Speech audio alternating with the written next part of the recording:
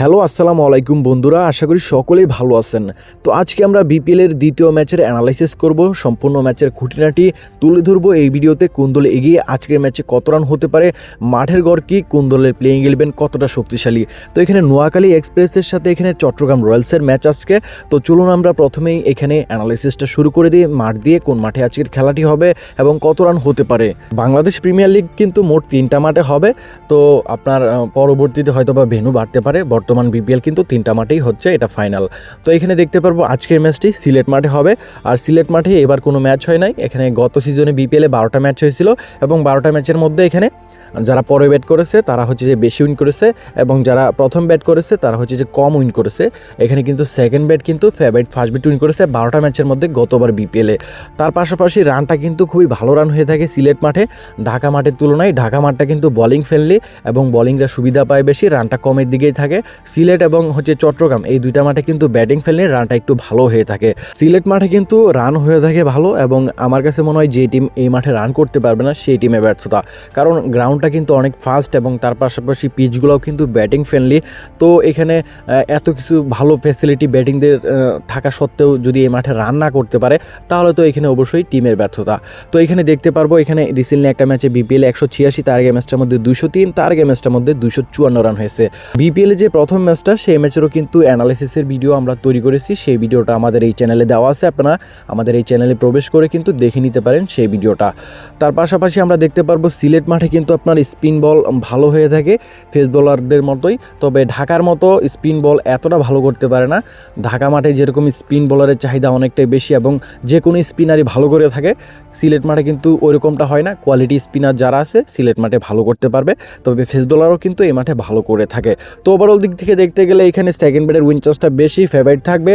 তার পাশাপাশি এখানে রানটা যেটা সিলেট মাঠে ভালো রান হয়ে থাকে এবং প্লেয়িং ইলেভেনের উপরে ডিপেন্ড করে কিন্তু আজকে রানটা কত হবে সেটা কিন্তু নির্ভর করবে।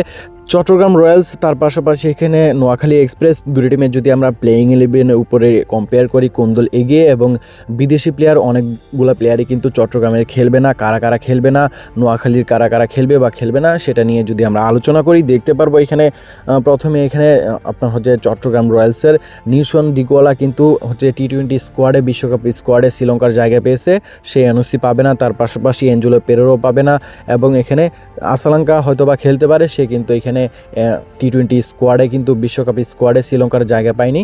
তো এখানে অবশ্যই তার খেলার চান্স আছে। এবং পাউল স্টার্লিং যেটা করলো, অকশন থেকে তাকে নেওয়া হয়েছে, সে এখন আবার দ্বিগুণ টাকা চাচ্ছে এখানে চট্টগ্রামের থেকে, যে আমাকে দ্বিগুণ টাকা দিতে হবে, অকশনে যেটা টাকা দেওয়া হয়েছে আমি পেয়েছি ওইটা আমি খুশি না, সন্তুষ্ট না। এখন চট্টগ্রাম রয়্যালস না করে দিয়েছে, এখানে তার খেলার চান্স কিন্তু নাই বললে গেলেই চলে।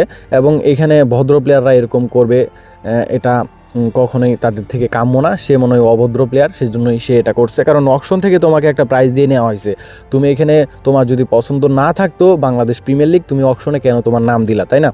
তো এখানে নাম দিছো, তোমাকে অকশন থেকে নেওয়া হয়েছে, কম বেশ হতে পারে, তুমি কেন সেটার মধ্যে একমত পোষণ করো নাই?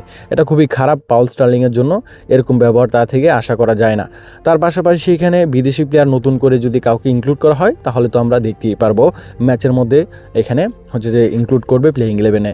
তারপরেও এখানে আপনারা অনেকটা হচ্ছে যে আশ্বাস রাখতে পারেন, যেহেতু তাদের টিমে অনেকগুলা প্লেয়ার হচ্ছে যে এখানে খেলতেছে না, এনওসি পাচ্ছে না, তো অবশ্যই কিন্তু তারা ডিরেক্ট সাইনিং করবে যে কোনো প্লেয়ারকে। আর বিপিএলে তো জানেন আপনারা আনলিমিটেড হচ্ছে সাইনিং, আপনি যে কোনো ম্যাচের জন্য যে কাউকে হচ্ছে যে এখানে এনে কিন্তু খেলাতে পারবেন।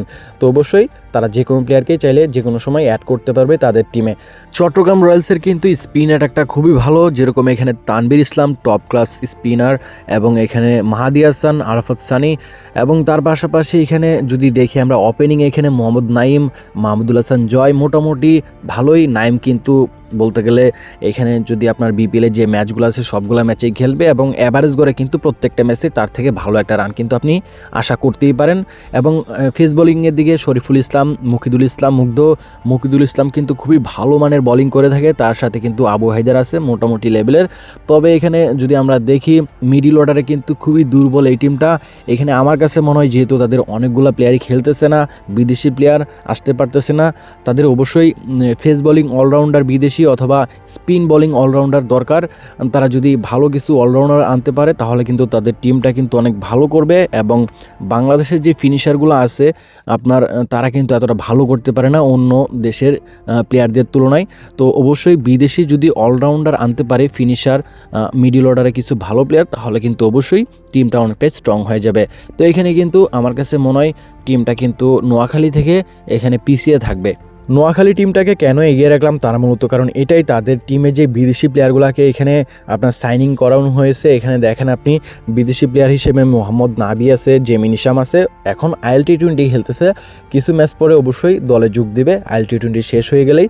তার পাশাপাশি এখানে দেখতে পারবো ইসানুল্লাহকে এবং জহির খান, তার পাশাপাশি মাজকে দেখতে পারবো, সাদকাত, এখানে কিন্তু পাকিস্তানি নতুন লেভেলের একটা প্লেয়ার এবং ভালো করে থাকে, এবং হায়দার আলীকে দেখতে পারবো। যেই প্লেয়ারগুলোকে তারা সাইনিং করেছে মোটামুটি সবগুলা প্লেয়ারই কিন্তু অ্যাভেলেবেল থাকবে, 1-2টা প্লেয়ার হয়তো বা মিস্টেক হতে পারে সর্বোচ্চ গেলে। তার পাশাপাশি কিন্তু এখানে তাদের টিমটা অনেকটাই স্ট্রং মূলত কারণ এখানে দেখেন তাদের দেশি প্লেয়ারগুলো কিন্তু এখানে অনেক ভালো, যেরকম আপনি দেখতে পারবেন এখানে নাজমুল হোসেন, অপু, তার পাশাপাশি রেজাউর রহমান রাজা, তার পাশাপাশি এখানে দেখতে পারবো আমরা এখানে সাবির হুসেন, সৌম্য সরকার, জাকির আলী এবং হাবিবুর রহমান সুহান এবং শাহাদুত হোসেন দীপু, সৈকত আলী।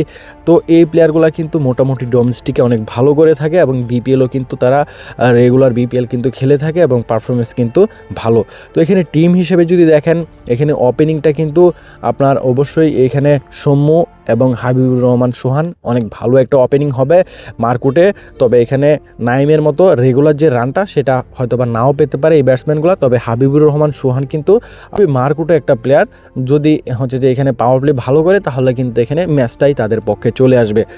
তার পাশাপাশি স্পিন অ্যাটাকটাও খুবই ভালো, নাজমুল ইসলাম, অপু, এবং এখানে জহির খানকে দেখতে পারবো। জহির খান কিন্তু আফগানের প্লেয়ার এবং লেগ স্পিন করে থাকে, খুবই ভালো মানের একটা বোলার।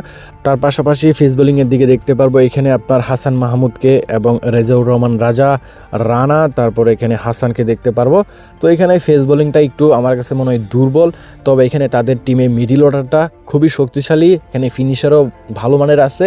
তো অবশ্যই নোয়াখালী টিমটা কিন্তু এখানে হচ্ছে একটা চমক দেখালেও দেখাতে পারে। আমার কাছে মনে হয় চট্টগ্রাম রয়্যালস থেকে এখানে এগিয়ে থাকবে। আপনাদের কি মতামত সেটা অবশ্যই আমাদেরকে জানাতে পারেন ভিডিওতে লাইক করে। নোয়াখালী এক্সপ্রেস কিন্তু এই ম্যাচের মধ্যে ফেভারিট টিম থাকবে এবং বাড়তি টিম থাকবে, 1100 করে রেট থাকবে নোয়াখালী থেকে। এখানে চট্টগ্রাম রয়্যালস নিলে 1100 করে রেট পেয়ে যাবেন, বর্তমান রেট কিন্তু এটাই চলতেছে। টসের পরে হয়তো বা রেটটা চেঞ্জ হলেও হতে পারে, কারণ এখানে টসের পরে কিন্তু কারা খেলবে এবং কনফার্ম প্লেইং 11টা পাওয়া যাবে, তখন কিন্তু রেটটা ওঠানামা করবে। তো আমার কাছে মনে হয় এই ম্যাচের মধ্যে কিন্তু নোয়াখালী এক্সপ্রেস এগিয়ে সব দিক থেকেই, প্লেয়ারের দিক থেকে, ফিনিশারের দিক থেকে, এবং এখানে বোলিং লাইন আপটা যদি দেখেন স্পিনার লাইন আপটা কিন্তু খুবই শক্তিশালী এখানে চট্টগ্রাম রয়্যালসের। আর বাংলাদেশের মাটিতে স্পিনাররা অনেক ভালো করে। তো এইটাই হচ্ছে যে আপনার যদি দেখেন চট্টগ্রাম রয়্যালসের সব থেকে শক্তিশালী দিক স্পিন অ্যাটাক, তবে এখানে আপনার অন্য সব দিক থেকে কিন্তু এখানে নোয়াখালী এক্সপ্রেস এগিয়ে। তো ভালো থাকবেন, এভাবে অ্যানালাইসিস পাওয়ার জন্য চ্যানেলটিকে সাবস্ক্রাইব করে ভিডিওতে লাইক করে পাশে থাকতে পারেন।